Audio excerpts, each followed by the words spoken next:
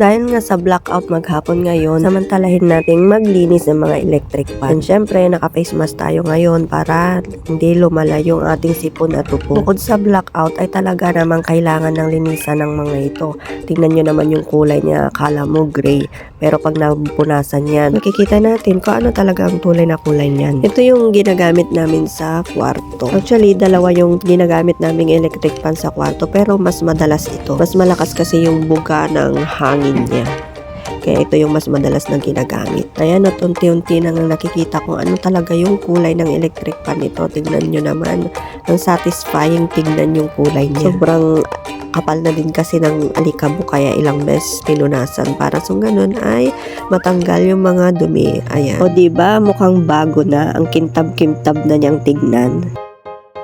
So pagkatapos ng LC sa katawan naman niya at sa baba. So tapos na. So punta naman tayo dito sa cover. Ayan, punasan din natin. Ayan, sa labas, sa loob, sa gilid, sa gitna, and then wala, tapos na. Ay, another punas pa pala.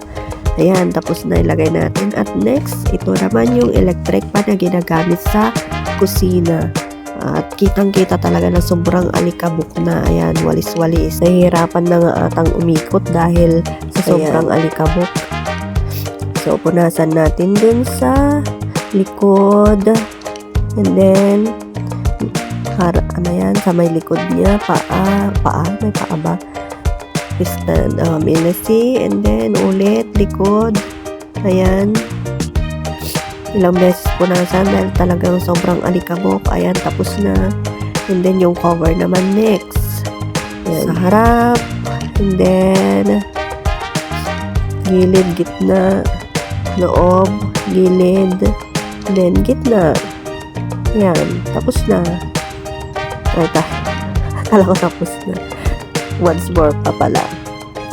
Ayan, tapos na. Next is this clip pan. Ayan, tanggalin muna natin yung mga LEC para mas madaling malinisan. Ayaw talagang matanggal ata yung dalawa. Mahirap tanggalin. Ayan, kumuha na ako ng upuan ko dyan kasi nga nangangawit na rin akong naglilinis ang mga ito. Ayan, hindi ko na nga tinanggal yung dalawang LEC dahil mahirap at baka pa babali. Itong fan na to ay nasa kabilang kwarto pero wag mong ismolin to. Small but terrible to. Yan, maliit man tignan, pero nakakapuwik yan. Ay, nakakapuwik. Ano ba? Kayang-kaya niyang magdamagan at saka sa mga hindi sanay mag-electric fan, I recommend this clip fan. Kasi hindi siya ganun ka-lakas, pero okay siya, satisfying naman siya. At ito yung last, yung air cooler. Ito yung isa pa namin ginagamit sa kwarto. So, magandang gamitin ito pag mainit ang panahon kasi nalalagyan siya ng tubig or yung yelo. Para kung ganun ay yung buga niya, buga ng hangin ay malamig.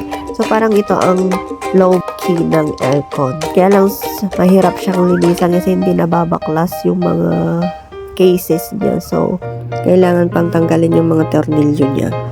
Ayan, konting linis na lang. Medyo natagalan talaga ako sa paglilinis dyan dahil maliliit yung butas. Ayan. At mahirap i-suksok yung kamay natin dyan. So, yan. Tapos na.